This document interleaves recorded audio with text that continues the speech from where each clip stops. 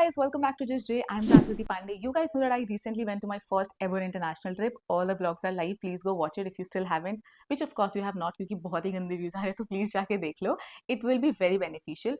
Also, this being my first international trip, there are few lessons or I would say few points which would have really helped me had I known it earlier. But you don't worry because I got you covered. The very first thing is luggage. Now, अगर आपने vlog देखा है तो you would know it कि हम चारों में से एक का luggage नहीं आया था. एंड luggage वाली गलती हमसे दो बार हुई. एक बारी जाते वक्त एंड बाली से वापस आते वक्त. I mean, फर्स्ट गलती तो एयरपोर्ट वालों की थी ऑफ कोर्स.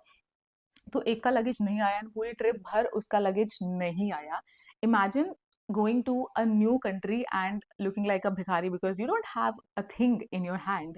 तो वेरी फर्स्ट लेसन इज कि जब भी आप इंटरनेशनल ट्रैवल कर रहे हो तो अपना एक दो जोड़ी कपड़े आपके बैग में होने चाहिए. कुछ इंपॉर्टेंट एसेंशियल्स जो आपको डे टू डे बेसिस पे लगते ही हैं वो आप अपने हैंड लगेज में रखो. सब कुछ अपने मेन लगेज में दे करके चेक इन पे मत दे दो because there are high chances. And मैंने इसके ना बहुत सारे वीडियोस देखे थे.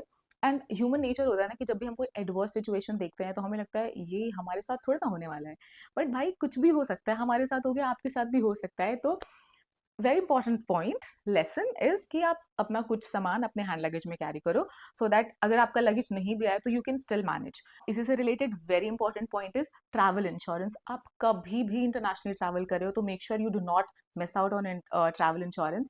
उसमें हेल्थ एंड ऑल भी कवर्ड होता है. तो यूजुअली हमें ऐसा लगता है ना कि हेल्थ की प्रॉब्लम्स भी कहाँ होने वाली हैं, क्या ही होगा 1000-1200 रुपये बचा के. एंड बहुत सारे ट्रैवल इंश्योरेंस आप उसमें से चूज कर सकते हो. तो even if health insurance is costly please do take it क्योंकि नई कंट्री में जा करके आपको कुछ पता नहीं है, वहाँ पे आपके जानने वाले लोग नहीं है, कुछ भी हो सकता है. तो ऑलवेज बी प्रिपेयर्ड. सो क्या हुआ था कि ट्रैवल इंश्योरेंस था हमारे पास में तो लगेज नहीं भी आया. So we got coverage of 8000 INR जिसमें हम क्लोथ्स एंड टॉयलेटरीज खरीद सकते थे. So at least we got something. तो अगर आपका लगेज नहीं भी आया तो भी travel insurance you are covered. And ऐसा नहीं है कि आपका लगेज नहीं ही आया तभी आप कवर हो सकते हो ट्रैवल इंश्योरेंस में. अगर आपका लगेज 2-3 दिन बाद भी आ रहा है तब भी you can claim your travel insurance. And claim करना बहुत ही ईजी होता है. बस मेल ड्रॉप करने होते हैं and then they are very quick because insurance company है, they should be quick. How can I forget to tell you about the second missing luggage. जब हम बाली से वापस इंडिया की तरफ आ रहे थे तो डेनपसार एयरपोर्ट पे सारा लगेज जो फर्स्ट एकदम स्कैन होता है वहाँ पे स्कैन किया और मैं अपना एक बैग वहीं पे भूल गई. I just took my trolley bag and one पिट्ठू bag but I had another पिट्ठू bag which I totally forgot. And इस बैग का किसी को याद नहीं आया. हमने एकदम फ्लाइट बोर्ड कर ली.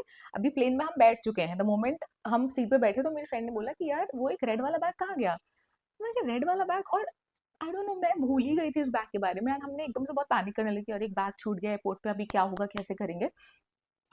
तो जो भी फ्लाइट अटेंडेंट्स उन्होंने बोला कि the only option they have is to off board us. तो हम अपना बैग आराम से जाके ढूंढते रहे. तो हमने कहा यार शिट ये तो नहीं कर सकते हैं. तो there was a very helpful genuine person and उन्होंने बोला कि don't worry I will connect to you. आप मेरे को एक ईमेल डाल दो एंड मेरा व्हाट्सएप नंबर ले लो. तो मैंने फटाफट जैसे ही मेरे को एक मतलब एक कॉन्टैक्ट नंबर मिला I was feeling a little relief कि चलो मैं चली भी गई तो मेरे पास यहाँ पे एक जेन्युइन पर्सन का कॉन्टैक्ट है that I can just reach out to कि मेरा बैग कहाँ पे है, देख लो ये वो. एंड मैंने फ्लाइट में बैठते ही मेल डाल दिया था with the description of my bag and एक फोटो अटैच करके. Moment I landed Bangalore airport पे मुझे एक ईमेल आया उधर से कि आपका बैग जो है वो कि मिल गया है and they have it safe and everything. तो मुझे इतना अच्छा लगा कि भाई चलो ठीक है, मतलब अब हम ऑलरेडी इंडिया पहुंच चुके हैं बट हमारा एक बैग अभी भी बाली में ही है. तो उनसे काफ़ी कोऑर्डिनेट करने के बाद देन उन्होंने इंडिगो अथॉरिटीज़ को दे दिया था and they literally delivered our bag. मतलब घर पे तो नहीं पहुंचाया बट 2 दिन के बाद वो बैग लखनऊ एयरपोर्ट पे आ गया था and we could go and collect it. तो लेसन इज कि जब भी ऐसी कोई सिचुएशन हो जाए, I know it's carelessness but हो जाता है कभी कभी यार, तो पैनिक नहीं करना है.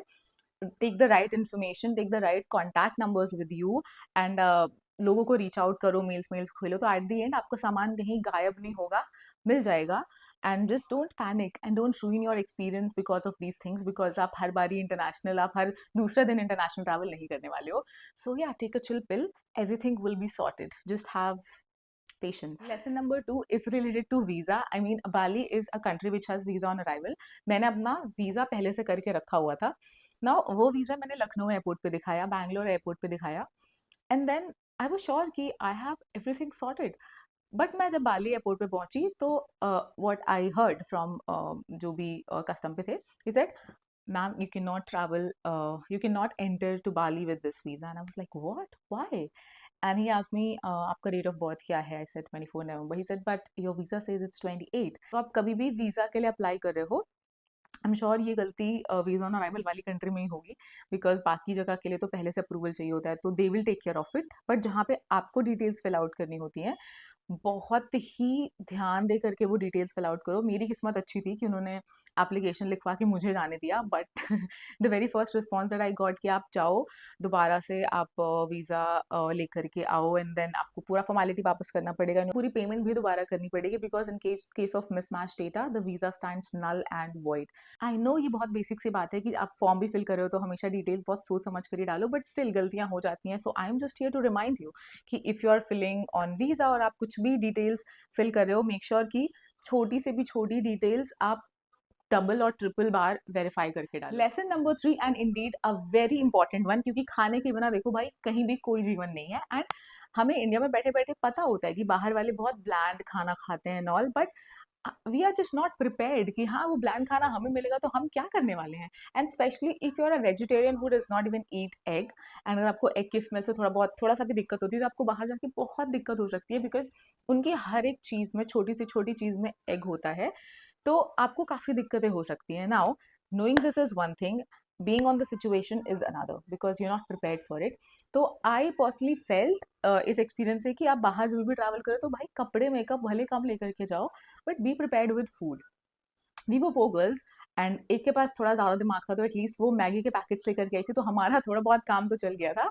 बट या इम्पॉर्टेंट थिंग इज़ कि आप कभी भी कहीं भी ट्रैवल करो तो अपना खाने का सामान कुछ बहुत अपने साथ लेकर के जाओ, स्पेशली मैगी, बिकॉज अगर आपका कुछ दिन का ट्रैवल है तो आप आराम से मैगी पे जी सकते हो, चल जाएगा, Maggi and fruits you can just take. But yeah अगर आप 8-10 दिन के लिए ट्रैवल करने वाले हो लाइक आज, तो भाई थोड़ा प्रिपेयर होके चलो। टेक योर अचार, मुझे लगता है कि अचार तो भाई बहुत ही ज़्यादा ज़रूरी है कि आप नान और ये सब लेकर के आप ब्रेड के साथ अचार खा सकते हो, you can still manage, at least कुछ तो पेट में जाएगा। अदरवाइज आई मीन आप सुबह होटल में उठ रहे हो, बहुत सारा ब्रेकफास्ट ऑप्शंस हैं, बट आपके लिए कुछ भी नहीं है। एंड फॉर वेजिटेरियंस बहुत ज़्यादा दिक्कत हो जाती है, बिकॉज वो एक ही कंटेनर में इधर उनके चिकन नगेट्स हैं और चिकन सॉसेज हैं, वहीं पे उन्होंने पोटैटो वेजेस रख रखे हैं, तो थोड़ा सा ऑफ सा हो जाता है। But of course again you would have to manage these things. अगर आपको बाहर का कल्चर एक्सपीरियंस करना है, घूमना भी है, तो भाई इतना तो मैनेज करना ही पड़ेगा। इंपॉर्टेंट थिंग इज कि जस्ट बी प्रिपेयर्ड इन सारी चीज़ों के लिए। और मेरी एक फ्रेंड थी, it can sound a little funny, but yeah she says कि नेक्स्ट टाइम मैं जब भी ट्रैवल करने वाली हूँ मैं अपना ऑयल कैरी करूँगी, बिकॉज इन बाली हर चीज़ में भाई फिश ऑयल की स्मेल आ रही थी। We went to a vegan restaurant, and वहाँ पे हमने नूडल्स लिया थिंकिंग कि हाँ ठीक ही होगा, एटलीस्ट फिश ऑयल की स्मेल तो नहीं आएगी, and the very first bite that we took, भाई इतनी भयंकर फिश ऑयल की स्मेल आ रही थी। तो शी सेज कि मैं अगली बारी ना अपना ऑयल कैरी करूँगी, भले मेरे पास और कुछ सामान कम हो, मैं 1 लीटर सरसों का तेल लेकर के आऊँगी, और ताकि उन्हें कुछ बनाना हो तो मैं उन्हें अपना ऑयल दे दूँ कि भाई इसमें बना दो। जोक्स अपार्ट, आपको जो भी लगता है कि यार इन चीज़ों से आप खाने को थोड़ा-सा इंटरेस्टिंग बना सकते हो, तो अपनी चीज़ें अपने साथ में लेकर के चलो, बिकॉज़ खाना है पेट में तो आपको सब कुछ अच्छा लगता है, अदरवाइज़ आपको ना खुली वादियाँ, ये बीचेस कुछ भी अच्छे नहीं लगेंगे। सो या ऑलवेज बी प्रिपेयर्ड। एंड ये नहीं कि हाँ यार वहाँ पता है मैनेज कर लेंगे, वहाँ कुछ भी मैनेज नहीं हो पाएगा। मैं तो इतनी नूब ट्रैवलर हूँ कि मुझे लगा था कि यार देख लिया था यहाँ से कि बर्गर किंग एंड ये डोमिनोज वगैरह है, तो मुझे लगा हाँ ठीक है, बर्गर एंड डोमिनोज पे 8-9 दिन तो चला ही सकते हैं। बट वहाँ का जो मेन्यू है it's all beef and pork, beef and pork. वहाँ पे भाई वेज ऑप्शंस मिलना बहुत ही मुश्किल है, तो ये सब सोच के मत जाना कि यार यहाँ पे तो जो ग्लोबल चेन्स है, मैकडी हो गया, तो हाँ ये सब मिल जाएगा, बट आपको वेज ऑप्शंस नहीं मिलेंगे।